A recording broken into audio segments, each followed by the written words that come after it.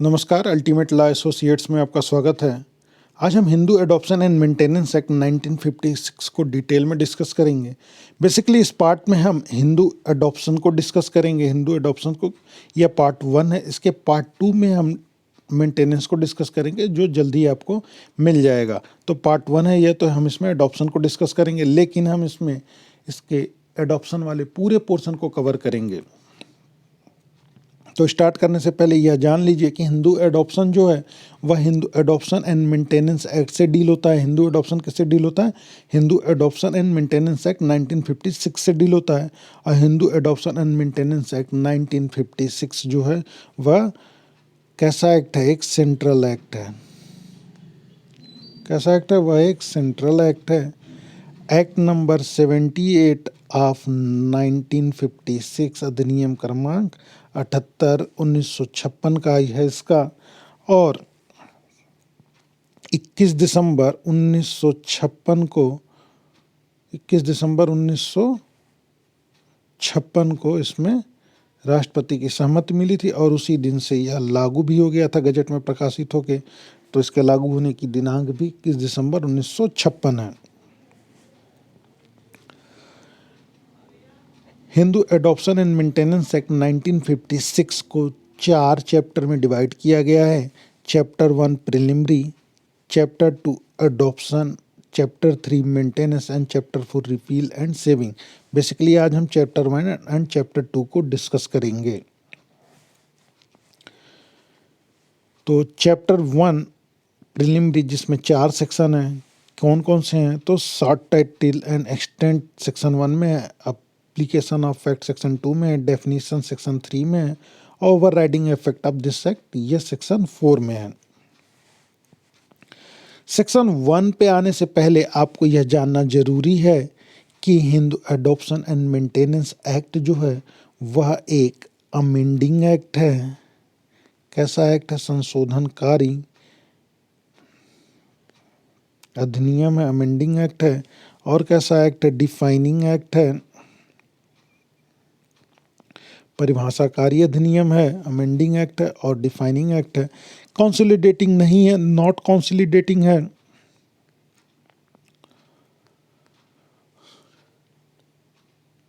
समेकनकारी अधिनियम नहीं है।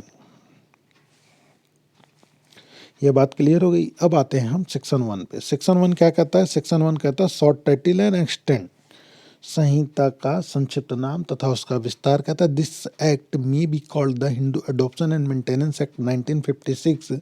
यह अधिनियम हिंदू दत्तक ग्रहण तथा भरण पोषण अधिनियम 1956 कहा जाएगा। क्लास 2 कहता है कि it extend to whole of India, यह संपूर्ण भारत पे लागू है, इसका विस्तार संपूर्ण भारत पे है। जम्मू एंड कश्मीर रीऑर्गेनाइजेशन अधिनियम के द्वारा इसमें एक आगे का पैरा जो था वो था except the state of Jammu and Kashmir, उसे ओमिट कर दिया गया। Jammu and Kashmir reorganisation act, act number 34 of 2019 के सेक्शन 95 एंड 5th शेड्यूल के द्वारा इसे ओमिट किया गया। और Jammu and Kashmir reorganisation act 2019 31 अक्टूबर 2019 से लागू है। कब से लागू है? 31 अक्टूबर 2019 से लागू है। सेक्शन 2 पे आते हैं।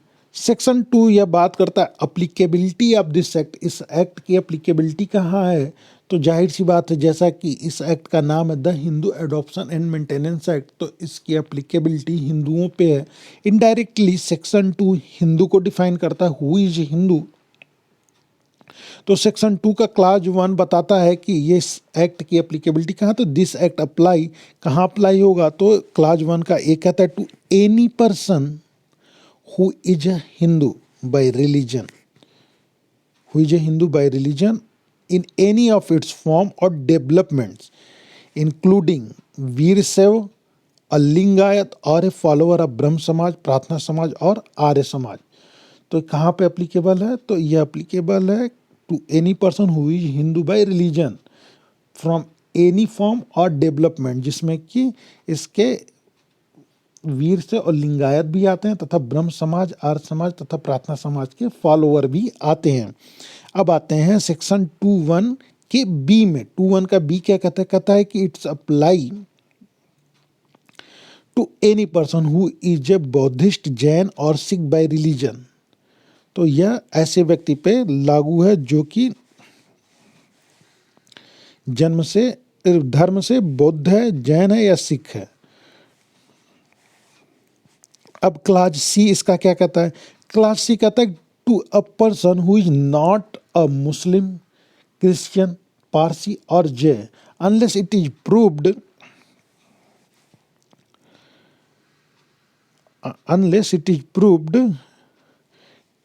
such person would not have been governed by Hindu law or by any custom or usage as part of that law in respect of any of matters dealt with herein if this act had not been passed। अगर यह अधिनियम पारित नहीं हुआ होता तो वह Hindu law के किसी कस्टम या यूजेस से कभी डील नहीं होता था, यह उसके पे बर्डन ऑफ प्रूफ होगा, ऐसा क्लास सी कहता है। और क्लास सी के बाद इसी में एक एक्सप्लेनेशन है जो कि यह बताता है कि हिंदू, बुद्ध, जैन, सिख बाय रिलीजन कौन होगा।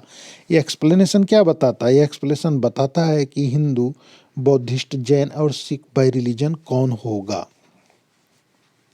इस एक्सप्लेनेशन का क्लास एक यह बताता है कि एनी चाइल्ड लेजिटिमेट और इलेजिटिमेट, अगर उसके बोथ ऑफ पेरेंट्स हिंदू, बौद्ध, जैन, सिख बाय रिलीजन है तो वह हिंदू बाय रिलीजन होगा। क्लास भी यह बताता है कि एनी चाइल्ड लेजिटिमेट और इलेजिटिमेट और उसका any of the parent Hindu, बौद्ध, जैन, सिख है और उसका पालन पोषण जो है वह हिंदू की भांति हुआ है तो वह हिंदू होगा। इसी का बी के बाद एक और क्लास है बी जो कि यह बताता है कि कोई भी चाइल्ड है, एनी चाइल्ड लेजिटिमेट और illegitimate who has been abandoned, ठीक है, और पेरेंटेज नॉट नोन और उसका पालन पोषण हिंदू, बौद्ध, जैन और सिख के भांति हुआ है तो वह हिंदू बाय रिलीजन होगा। और इसी के सेक्शन 2 क्लाज 1 का सब क्लाज सी यह कहता है कि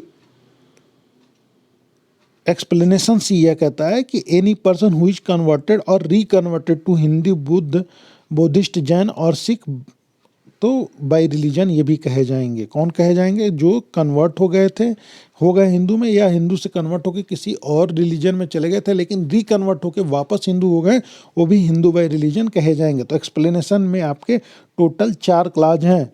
कौन कौन से? क्लाज ए लेजिटिमेट और इलेजिटिमेट चाइल्ड, उसके बोथ पेरेंट हिंदू, बौद्ध, जैन और सिख हैं, ये हो गया आपका क्लाज ए।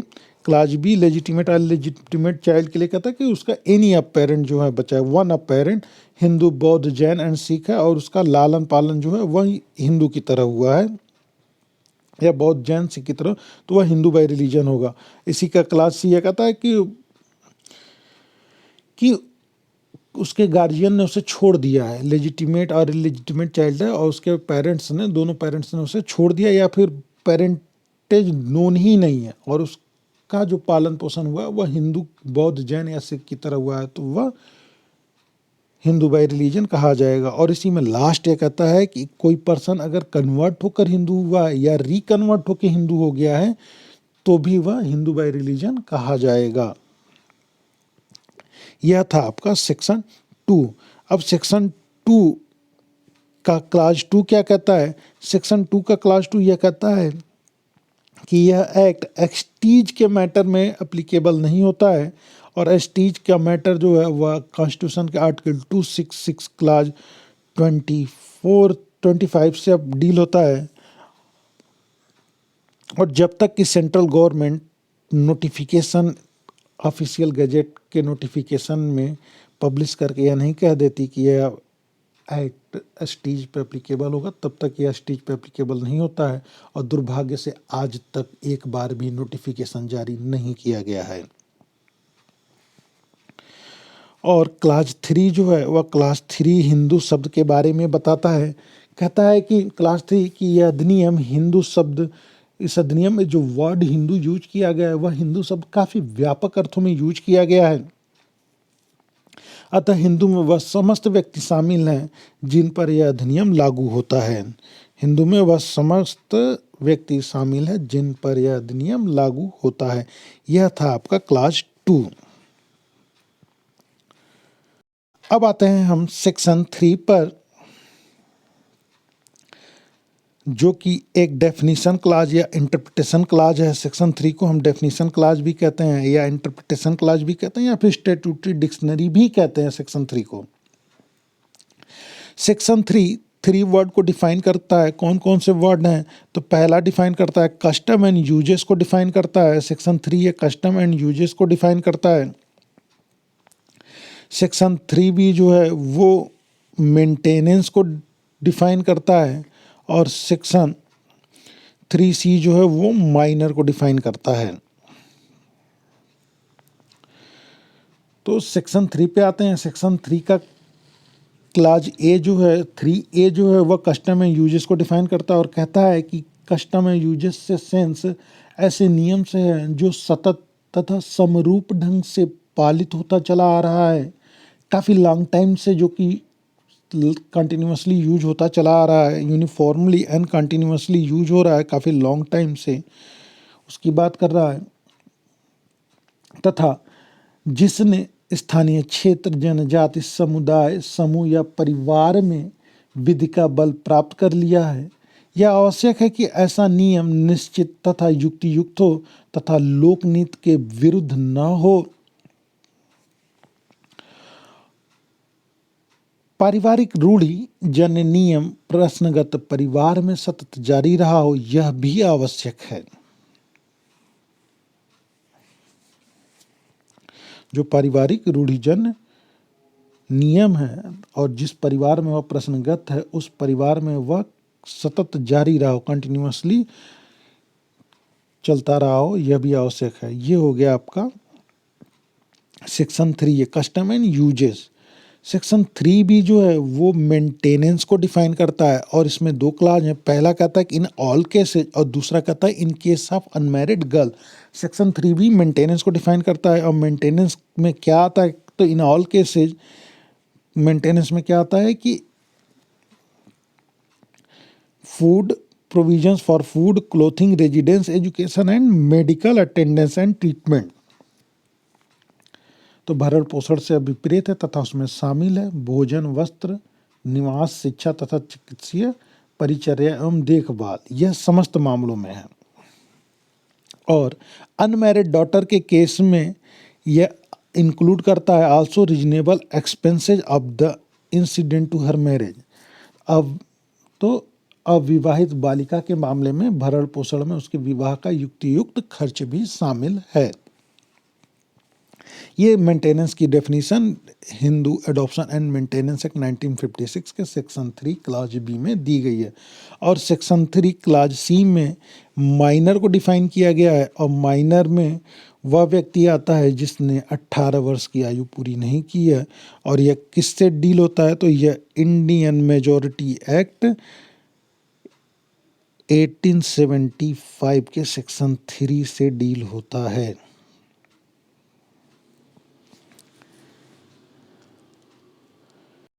अब आते हैं सेक्शन 4 पे।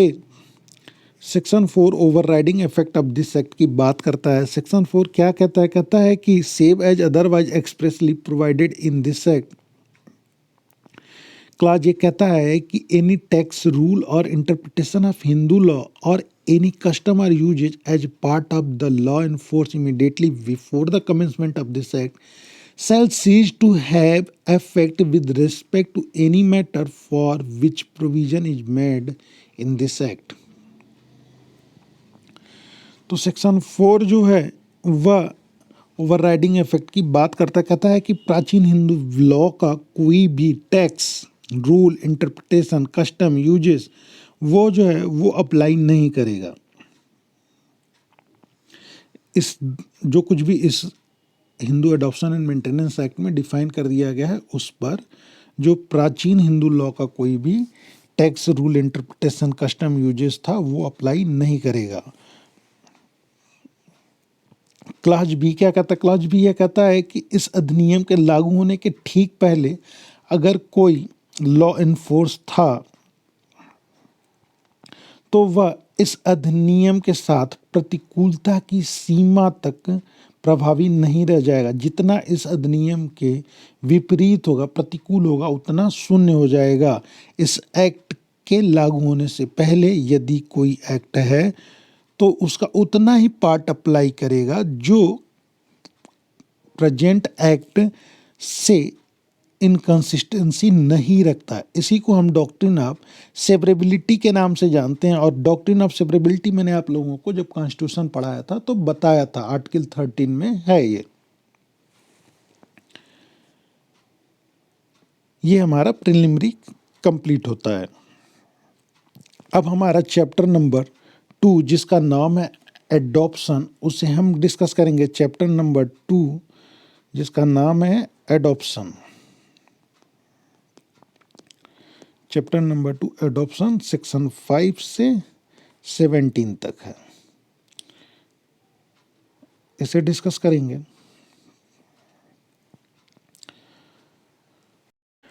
अब आते हैं हम सेक्शन 5 पे। सेक्शन 5 का मार्जिनल नोट कहता है adoption to be regulated by this chapter. दत्तक चैप्टर 2 से रेगुलेट होगा। The Hindu adoption and maintenance act के चैप्टर 2 से एडॉप्शन रेगुलेट होगा, ऐसा सेक्शन 5 में प्रोविजन किया गया। सेक्शन 5 को हम सेक्शन 30 के साथ रीड करते हैं। Read with section 30। सेक्शन 30 एक सेविंग क्लाज है, सेविंग ऑफ ओल्ड एडॉप्शन की प्रोविजन करता है। तो section 5 of the Hindu adoption and maintenance act को हम सेक्शन 30 के साथ रीड करते हैं। सेक्शन 5 में 2 क्लाज हैं, तो ये क्या प्रोविजन करते हैं? सेक्शन 5 का क्लाज 1 यह प्रोविजन करता है कि चैप्टर 2 के वायलेशन में किया गया कोई भी एडॉप्शन वाइड होगा, क्योंकि Hindu adoption and maintenance act 1956 के एनफोर्समेंट में आने के बाद अगर कोई एडॉप्शन इस चैप्टर 2 जो कि सेक्शन 5 से 17 तक में प्रोविजन है, चैप्टर 2 अगर इसके वायलेशन में होता है तो वो वाइड होगा। और क्लास 2 ये कहता है कि अगर चैप्टर 2 के वायलेशन में कोई एडॉप्शन होता है तो वाइड होगा। इसलिए न तो नए परिवार में एडॉप्टेड चाइल्ड का कोई राइट क्रिएट होगा और न ही पुरानी फैमिली से उसके किसी राइट का डिस्ट्रॉय होगा। ये कहता है कि नो क्रिएशन नो डिस्ट्रक्शन की बात करता है। Clause 2 no creation no destruction की बात करता है। क्लास 1 कहता है कि in violation of the chapter 2 adoption shall be void. और सेक्शन 30 सेविंग क्लॉज है। सेक्शन 30 क्या कहता है? सेविंग क्लॉज में सेक्शन 30 ये कहता है, धारा 30 कि वैलिडिटी एंड एफेक्ट इन दोनों की बात करता है।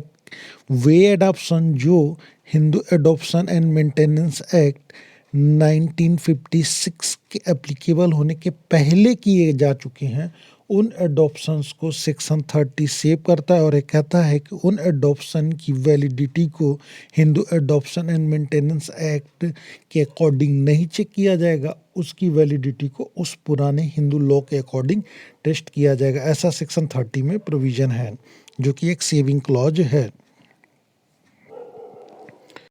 अब आते हैं हम सेक्शन 6 पे। सेक्शन 6 का मार्जिनल नोट है requisites of valid adoption. Requisites of valid adoption, वैध दत्तक ग्रहण की अपेक्षाएं। वैध दत्तक ग्रहण की क्या अपेक्षाएं, इसके बारे में provision Hindu adoption and maintenance act 1956 से सेक्शन 6 में दिया गया है। सेक्शन 6 क्या कहता है? कहता है no adoption shall be valid unless, पहला, the person adopting has the capacity and also the right to take in adoption। दत्तक लेने वाला व्यक्ति दत्तक लेने की सामर्थ्य तथा अधिकार रखता हो, जिसे कि हम सेक्शन 7 एंड 8 के साथ रीड करते हैं। 7 एंड 8 के साथ रीड करते हैं क्लास 1 को। क्लास 2 कहता है the person giving in adoption has the capacity to do so. दत्तक देने वाले व्यक्ति को दत्तक देने का सामर्थ्य होना चाहिए। इसके बारे में प्रोविजन सेक्शन 9 में है। इसके बारे में कहाँ पे 9 में है। थर्ड है the person adopted is capable of being taken in adoption. दत्तक ग्रहण किया गया व्यक्ति दत्तक में लिए जाने योग्य होना चाहिए। ऐसा प्रोविजन किसमें है? तो ये प्रोविजन किसमें है? ये सेक्शन 10 में है। और लास्ट कहता है कि the adoption is made in compliance with the other condition mentioned in this chapter. Chapter 2 में जो कुछ भी अन्य शर्तें बताई गई हैं उनका पालन किया जाना चाहिए। और वो सेक्शन 11 के साथ हम रीड करते हैं।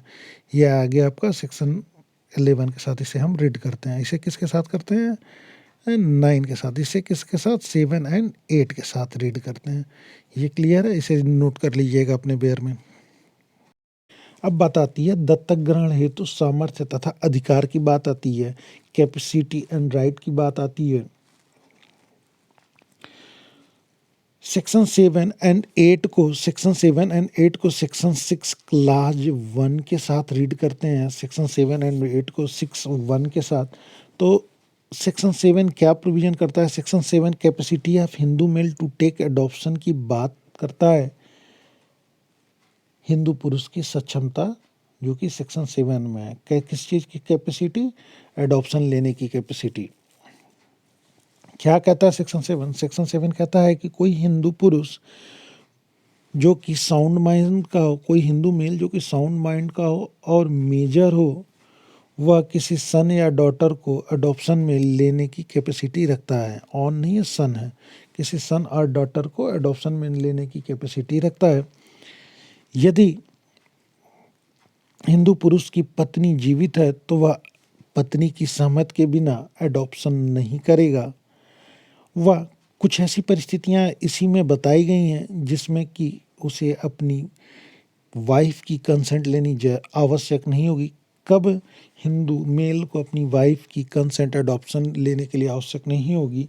वो ये है कि जब उसकी पत्नी ने रिनाउंस कर दिया वर्ल्ड को, संसार को अंतिमतः त्याग दिया हो, या जब उसकी पत्नी हिंदू न रह गई हो, या उसकी पत्नी सक्षम न्यायालय द्वारा अनसाउंड माइंड डिक्लेयर कर दी गई हो।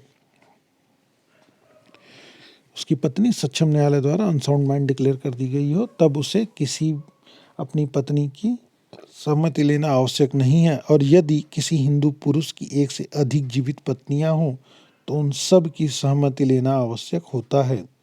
यह अधिनियम लागू होने के पहले, हिंदू मैरिज एक्ट लागू होने के पहले, लोग एक से अधिक पत्नियां रखते थे, एक से अधिक शादियां लोगों की होती थी। तो जब यह एक्ट अप्लीकेबल हुआ उस टाइम पे जिन पर्सन के एक से अधिक पत्नियां थीं और उन्हें अडॉप्शन लेना होता था तो वो अपनी सारी पत्नियों के कंसेंट से ही अडॉप्शन लेते थे। ये हमारा सेक्शन 7 था। अब बात आती है सेक्शन 8 की। सेक्शन 8 जो है वो कैपेसिटी ऑफ फीमेल हिंदू की बात करता है टू टेक इन एडॉप्शन। दत्तक ग्रहण करने की हिंदू महिला के सामर्थ्य के बारे में प्रोविजन धारा 8 करती है। सेक्शन 8 यह प्रोविजन करती है कि हिंदू फीमेल भी एडॉप्शन कर सकती है, एडॉप्शन करने की कैपेसिटी रखती है। बस उसे साउंड माइंड होना चाहिए और मेजर होना चाहिए। कोई भी हिंदू फीमेल अगर साउंड माइंड की है, मेजर है, तो किसी सन और डॉटर का एडॉप्शन कर सकती है।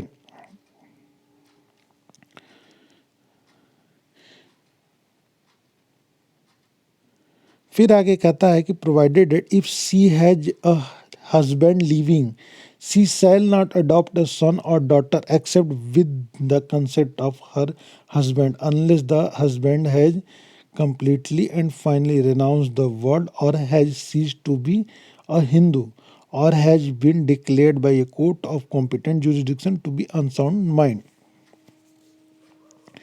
तो प्रोविजो जो कहता है, प्रोविजो यह कहता है कि अगर उसका कोई लिविंग हस्बैंड है तो वह बिना अपने तब वह एडॉप्शन नहीं कर पाएगी। अगर उसका कोई लिविंग हस्बैंड है फीमेल का तो वो एडॉप्शन नहीं कर पाएगी किसी सन। हाँ, लेकिन वो कुछ ऐसी परिस्थितियां हैं जिसमें वो एडॉप्शन कर सकती है। वो परिस्थितियां क्या हैं? वो परिस्थितियां ये हैं कि उसके हस्बैंड ने दुनिया का परित्याग कर दिया गया हो, रिनाउंस द वर्ल्ड कर दिया गया हो, या फिर वह हिंदू ही न रह गया हो, या फिर किसी कॉम्पिटेंट कोर्ट के द्वारा, कॉम्पिटेंट जुरिडिक्शन वाले कोर्ट के द्वारा उसे अनसाउंड माइंड डिक्लेयर कर दिया गया हो। ये अगर परिस्थितियां फुलफिल होती हैं तो फीमेल को अपने हस्बैंड, लिविंग हस्बैंड के रहते हुए अडॉप्शन लेने का राइट है। अदरवाइज सेक्शन 8 का प्रोविजन क्लियर प्रोविजन करता है कि किसी फीमेल का लिविंग हस्बैंड है तो she has not capacity to take adoption. ये सेक्शन 8 क्लियर हो गया। अब आते हैं हम सेक्शन 9 पर।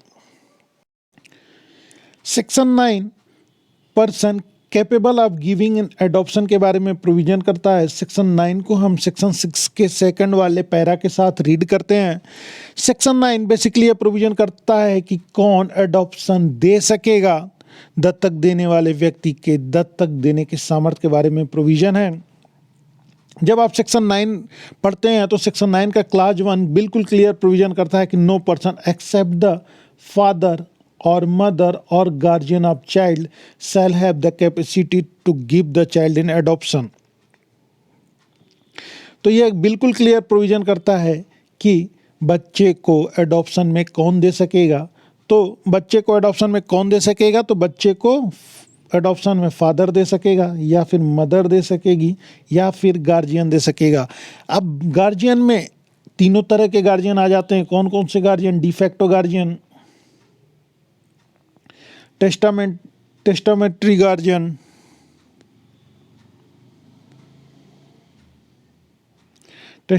गार्जियन, और तीसरा appointed by court, guardian appointed by court. ये तीनों आ जाते हैं गार्जियन में।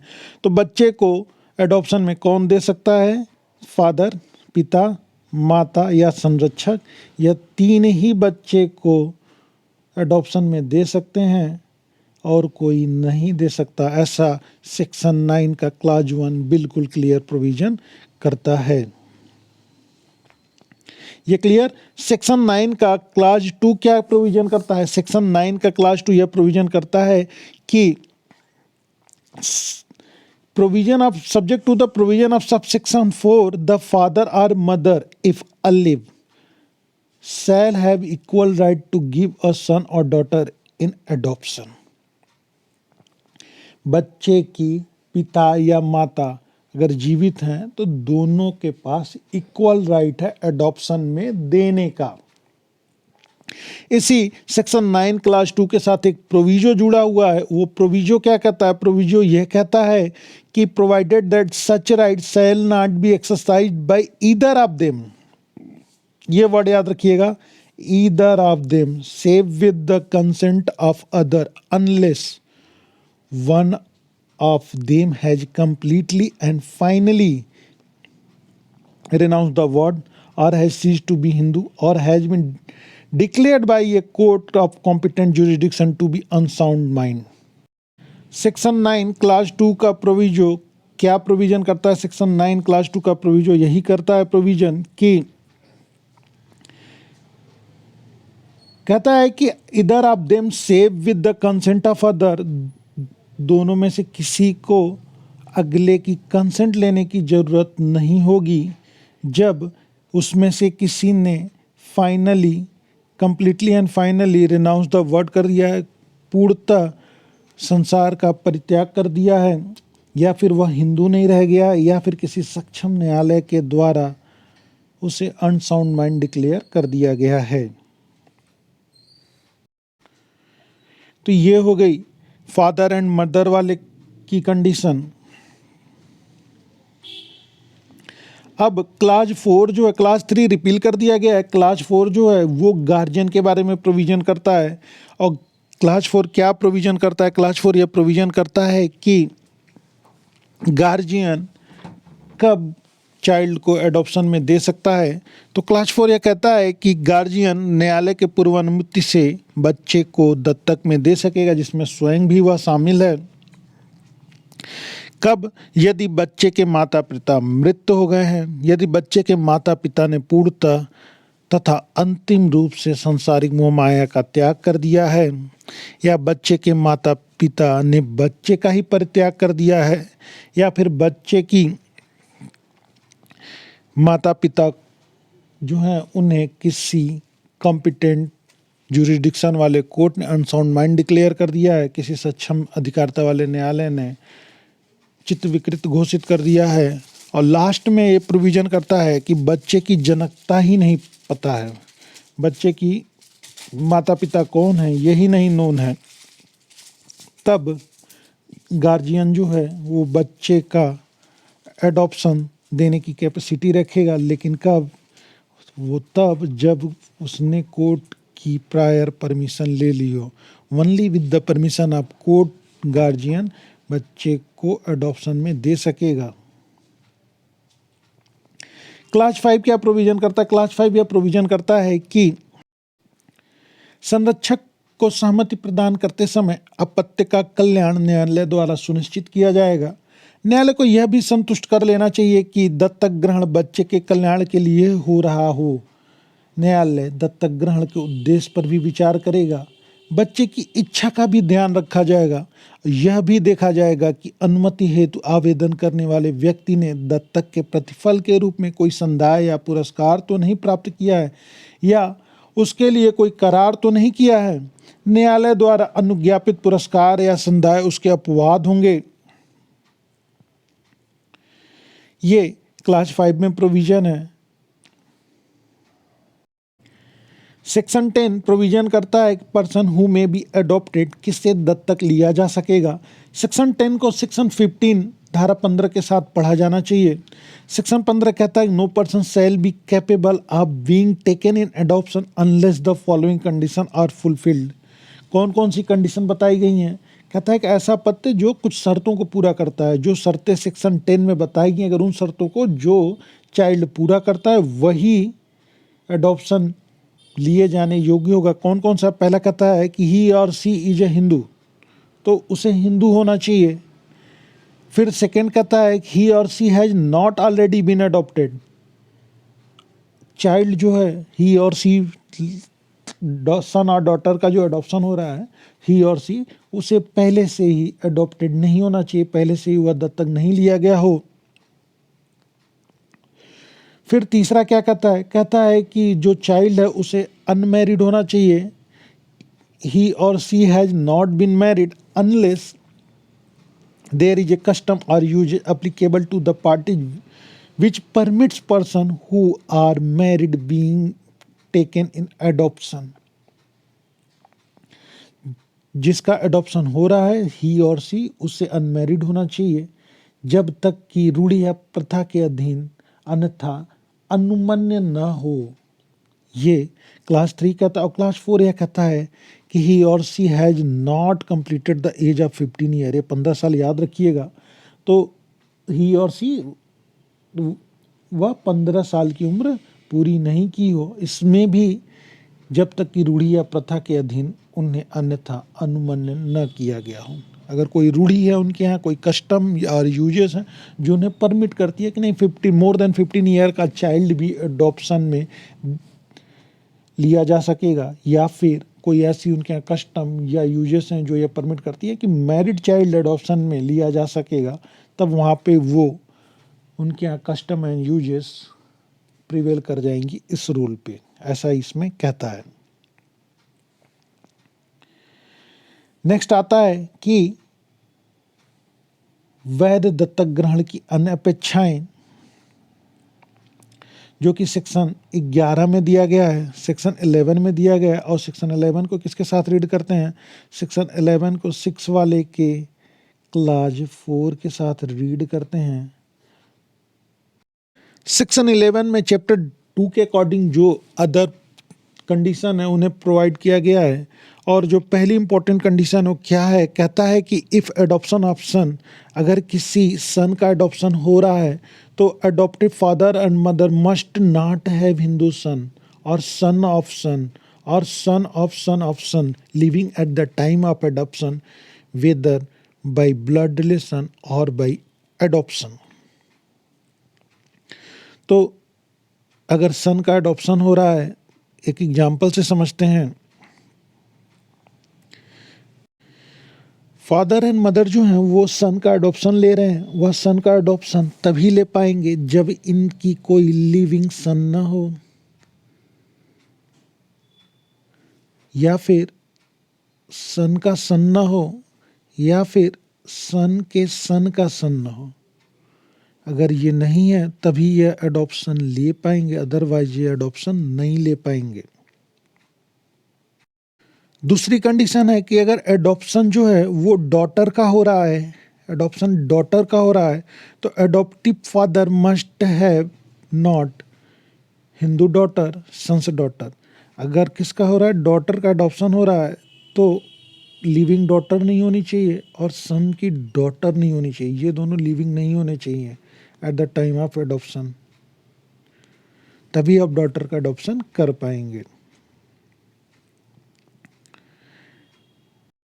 नेक्स्ट है कि अगर एडॉप्शन किसी मेल के द्वारा फीमेल का लिया जा रहा है या फिर किसी फीमेल के द्वारा मेल का लिया जा रहा है, तो चाइल्ड एंड पेरेंट के बीच में मिनिमम 21 ईयर का डिफरेंस होना चाहिए। अगर अपोजिट जेंडर का एडॉप्शन है तो 21 ईयर का एज डिफरेंस होना चाहिए, मिनिमम 21 ईयर का एज डिफरेंस होना चाहिए अगर अपोजिट जेंडर का एडॉप्शन हो रहा है। यदि किसी पुरुष द्वारा महिला का एडॉप्शन लिया जा रहा है या किसी महिला के द्वारा पुरुष का एडॉप्शन लिया जा रहा है, तो दोनों के बीच में कम से कम 21 वर्ष आयु का अंतर होना चाहिए। इसके बाद नेक्स्ट है कि एक ही चाइल्ड दो या दो से अधिक व्यक्तियों द्वारा साथ साथ एडॉप्शन नहीं लिया जा सकता, और चाइल्ड अंतरित करने के आशय से वस्तुतः दिया या लिया जाता है। जो रियल में गिविंग एंड टेकिंग जो होती है वो होना आवश्यक है। और एक कहते हैं कि क्या दत्तक होम का पालन किया जाना आवश्यक है, तो दत्तक होम का पालन दत्तक ग्रहण की विधिमानता के लिए आवश्यक नहीं होता है। अब नेक्स्ट है legal effect of valid adoption, वैध दत्तक के विधिक प्रभाव क्या होते हैं उसे हम डिस्कस करते हैं।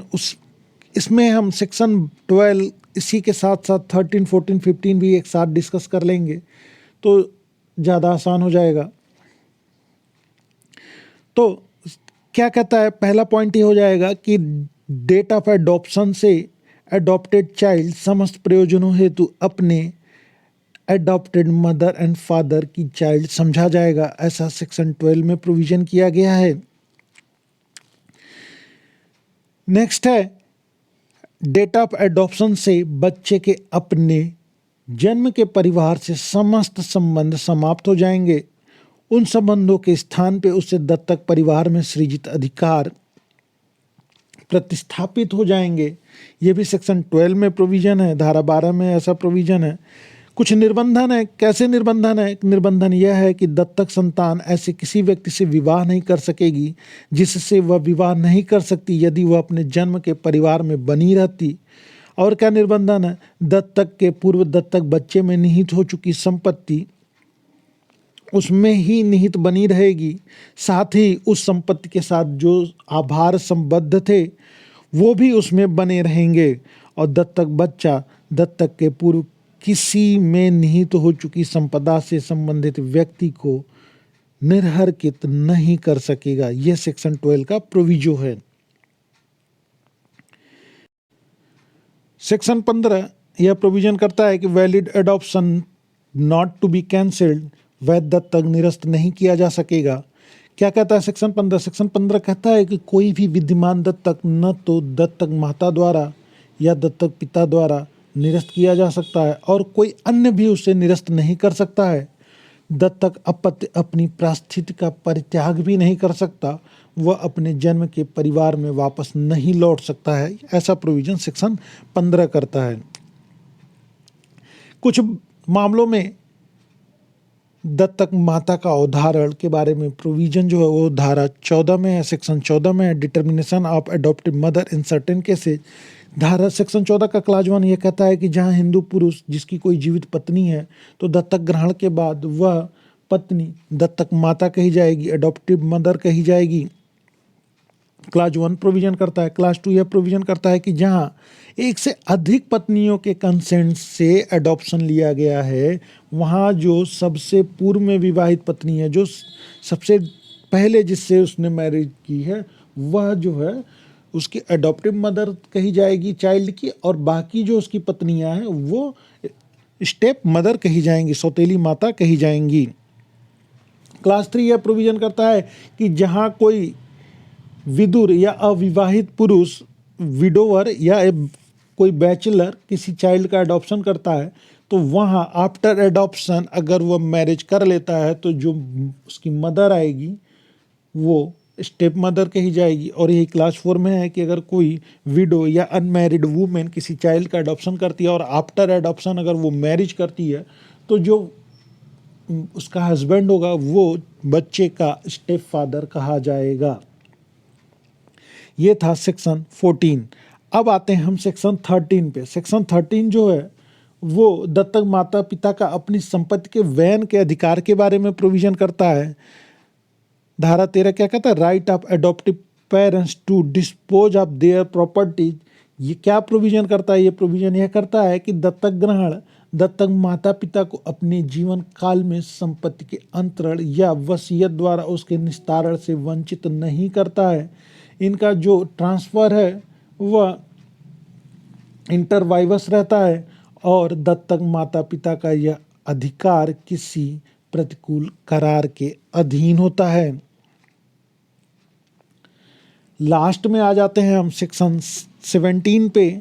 सेक्शन 17 जो है वो प्रोहिबिशन ऑफ सर्टेन पेमेंट की बात करता है। Section 70 prohibition of certain payment की बात करता है। क्या कहता है? कहता है कि अधिनियम की धारा प्रतिषेधात्मक व डांडिक है। कोई व्यक्ति दत्तक के प्रतिफल के रूप में कोई भुगतान या पुरस्कार न तो प्राप्त करेगा और न ही प्राप्त करने का करार करेगा। इसी प्रकार कोई अन्य व्यक्ति दूसरे व्यक्ति को न तो भुगतान करेगा, न पुरस्कार देगा और न ही कोई करार करेगा। और यदि वह इसका उल्लंघन करता है तो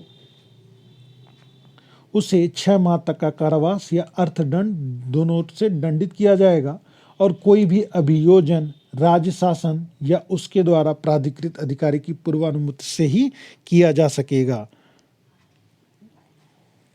आशा करता हूँ कि ये आपको अच्छे से समझ में आ गया होगा। कंप्लीट एडॉप्शन एक एक फंडा मैंने आपको बता दिया।